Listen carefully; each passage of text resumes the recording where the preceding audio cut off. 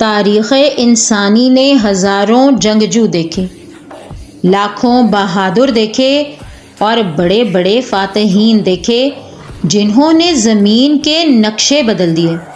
سکندر اعظم ہو یا چنگیز خان، ان کی تلواریں خون تو بہا سکتی تھیں مگر دلوں کو فتح نہیں کر سکتی تھیں۔ لیکن ریگستان عرب کی تپتی ہوئی ریت سے ایک ایسی ہستی ابھری جس کی شجاعت کا لوہا صرف زمین والوں نے نہیں بلکہ آسمان والوں نے بھی مانا۔ ایک ایسا بہادر جس کی تلوار جب میان سے نکلتی تھی تو کفر کے بڑے بڑے سرداروں کی سانسیں رک جاتی تھیں، جس کی للکار میدان جنگ میں بجلی بن کر گرتی تھی اور جس کا نام سنتے ہی باطل کے ایوانوں میں خوف کی لہر دوڑ جاتی تھی۔ ایک ایسا حکمران جس کے قدموں میں دنیا کی دولت تھی مگر اس نے سادگی کو چنا، جو کی روٹی کو ترجیح دی۔ آج ہم تاریخ کے اس ورق کو پلٹیں گے جس پر صرف ایک ہی نام سنہری حروف میں لکھا ہے، شیر خدا، فاتح خیبر، حیدر کرار، حضرت علی ابن ابی طالب۔ یہ کہانی صرف ایک جنگجو کی نہیں، یہ کہانی ہے عشق اور طاقت کے استعمال کی، جس کی مثال آج تک دنیا پیش کرنے سے قاصر ہے۔ مکہ کی وادی، جہاں ہر طرف بتوں کی پوجا ہوتی تھی، وہیں 13 رجب کو ایک ایسا بچہ دنیا میں آیا جس نے اپنی پیشانی کبھی کسی بت کے سامنے نہیں جھکائی۔ شاید یہی وجہ ہے کہ تاریخ انہیں کرم اللہ وجہہ لکھتی ہے، یعنی وہ چہرہ جسے اللہ نے بزرگوں برتر کر دیا۔ آپ کی پرورش کسی عام گھرانے میں نہیں ہوئی بلکہ آپ کی تربیت براہ راست نبی کریم صلی اللہ علیہ وآلہ وسلم کی گود میں ہوئی۔ ذرا سوچیں، جس کا مربی و استاد خود رسول خدا ہوں، اس کا کردار کیسا ہوگا؟ بچپن ہی سے حضرت علی کا مزاج عام بچوں جیسا نہ تھا۔ جب قریش کے بچے کھیل کود میں مصروف ہوتے، علی نبی کے قدموں میں بیٹھ کر حکمت و دانائی سیکھ رہے ہوتے۔ یہ وہی ابتدائی دور تھا جس نے آپ کو نہ صرف جسمانی طور پر بلکہ روحانی طور پر بھی فولاد بنا دیا تھا۔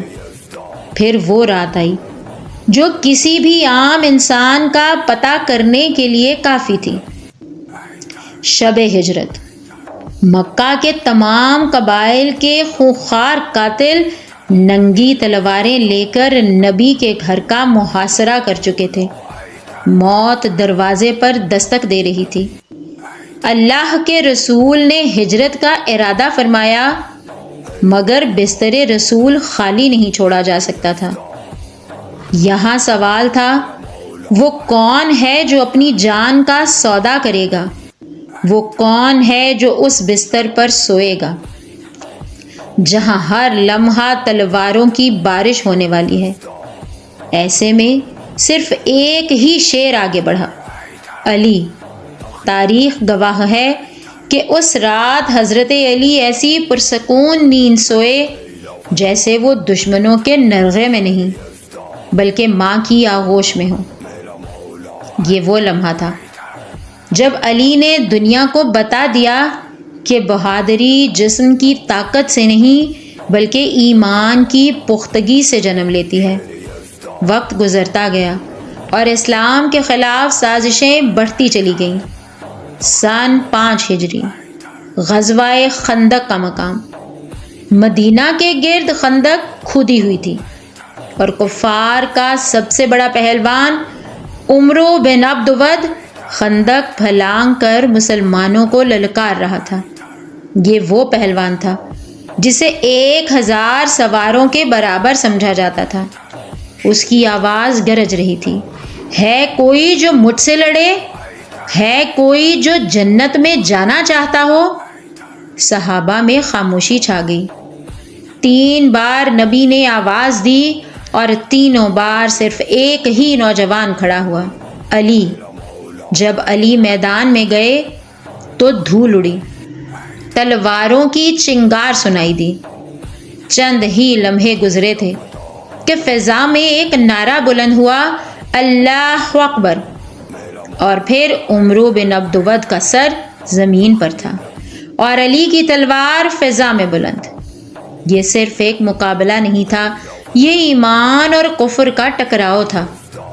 نبی کریم صلی اللہ علیہ وآلہ وسلم نے فرمایا، آج علی کا وار تمام ایمان کا تمام کفر پر وار ہے، مگر حضرت علی کی شجاعت کا سب سے بڑا امتحان ابھی باقی تھا۔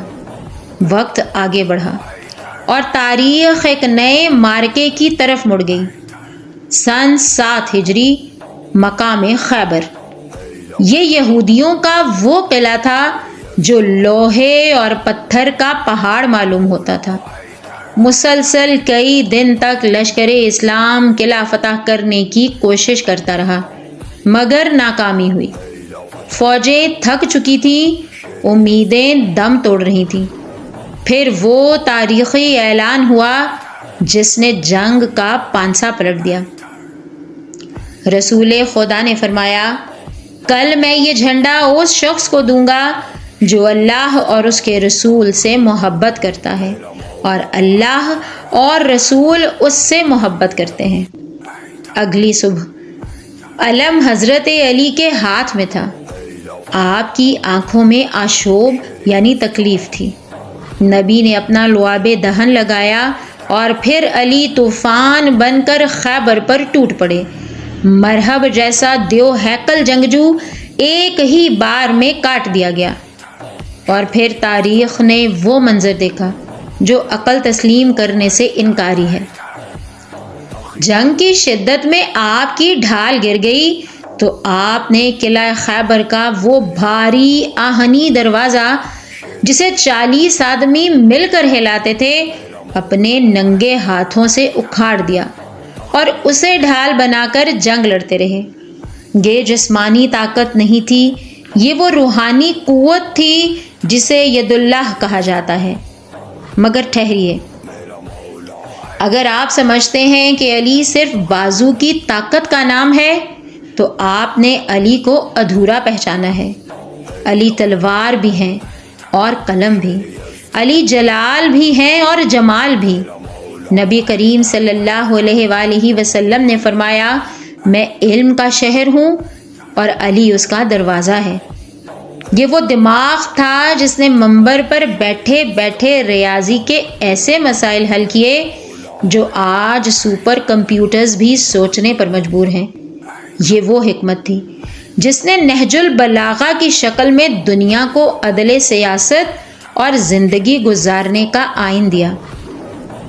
آپ کا قول ہے، حکومت کفر کے ساتھ تو چل سکتی ہے مگر ظلم کے ساتھ نہیں چل سکتی۔ جب آپ خلیفہ بنے تو آدھی دنیا آپ کے زیر نگی تھی، مگر اے دنیا کے حکمرانوں، دیکھو اس بادشاہ کو جس کے کرتے پر پیوند لگے ہوتے تھے، جو بیت المال کی حفاظت اپنی جان سے زیادہ کرتے تھے۔ ایک مشہور واقعہ ہے، جب ایک شخص آپ سے ذاتی بات کرنے آیا تو آپ نے سرکاری چراغ بجھا دیا اور اپنا ذاتی چھوٹا چراغ جلا لیا۔ اس نے وجہ پوچھی تو فرمایا، پہلے میں مسلمانوں کے تیل یعنی پیسے کی روشنی میں سرکاری کام کر رہا تھا، اب یہ میری ذاتی گفتگو ہے۔ میں قوم کا پیسہ اپنی ذات پر خرچ نہیں کر سکتا۔ یہ تھا عدل و انصاف کا وہ معیار جس کی مثال آج پوری انسانیت ڈھونڈ رہی ہے۔ حضرت علی کا ذکر کسی خاص دن یا تاریخ کا محتاج نہیں، چاہے 13 رجب ہو یا سال کا کوئی بھی لمحہ، ہم اس عظیم کردار کو یاد کرتے رہیں گے جس نے ہمیں بتایا کہ بہادری ظلم کرنے میں نہیں بلکہ مظلوم کا ساتھ دینے میں ہے، طاقت کمزور کو دبانے میں نہیں بلکہ گرے ہوئے کو اٹھانے میں ہے۔ چاہے خیبر کا میدان ہو یا کوفہ کی مسجد، حضرت علی کا کردار رہتی دنیا تک حق اور سچ کا روشن استعارہ رہے گا۔ سلام ہو شیر خدا پر۔ اگر آپ کو حضرت علی کی یہ ایمان افروز داستان پسند آئی ہو تو ویڈیو کو لائک کریں اور کامنٹ میں لکھیں سبحان اللہ۔ مزید ایسی سچی اور ایمان بھری کہانیوں کے لیے چینل کو سبسکرائب کریں اور ساتھ گھنٹی کا بٹن بھی دبائیں۔